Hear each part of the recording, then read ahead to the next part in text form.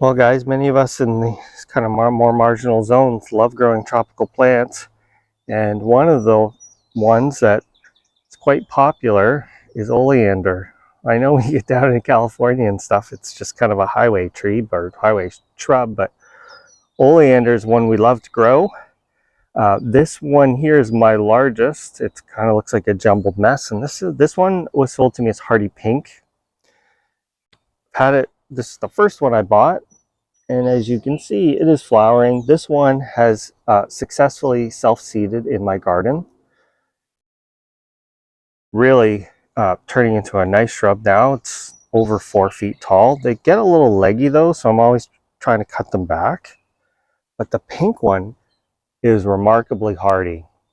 Very little damage this year, just minor bits here and there. So flowers are coming out all over, so this will bloom for a long time.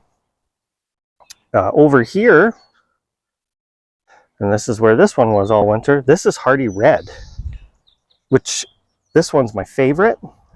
Actually, maybe I'll get over to where the flowers actually are. It's just starting to flower. It's almost like a hot red. It's looking a little pink this year actually, but it gets a really nice red color. But this one actually took quite a bit of damage. You can see where I've cut it back, but look at the new growth that is coming out of this absolutely everywhere. So all of my oleanders looked good after that real nasty cold weather we had. They were green. When it was very cold, what I noticed was a bit of brown. The leaves got dull. There's a bit of spotting almost to them. And then when the cold left, they turned green again. But once we started getting really hot weather, I started seeing dieback, leaves turning brown, stems dying back.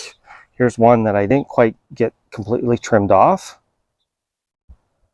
But the good news is you know, these branches were actually all bare, but it is sending out new growth like everywhere. So hardy red is pretty good, but the pink seems to be the real winner. Let's go look at the other two I have. Okay, so this one I had quite a bit of dieback, although those branches there did well. So this one is an unknown variety. Don't know what variety it is. It's just a red one. That's all I can say. And this one has more of a cranberry red, whereas the other one is more of like a fuchsia color, I guess you could say. So what variety, I don't know.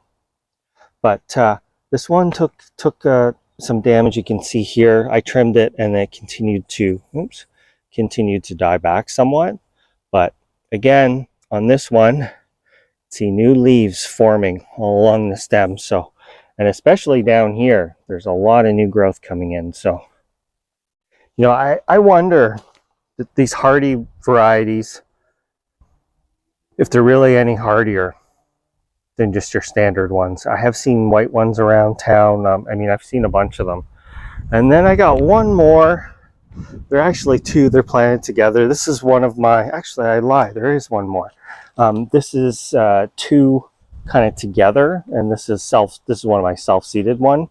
I don't know what color it is. I'm thinking it's pink because it was found underneath the pink one, but they were planted all close to one another at that point in time. And not too much damage. It was just a new growth last year, but you can see it is really nice and lush and thick. And I transplanted this one this year because I had them all in a row. I didn't like the way it looked, so I've kind of spread them around my garden. So that's dead leaf there, but doing pretty well. And I got one more volunteer, or there was two volunteers actually. Let's see if we can find them. One didn't make it, the other one did. So that is another unknown variety.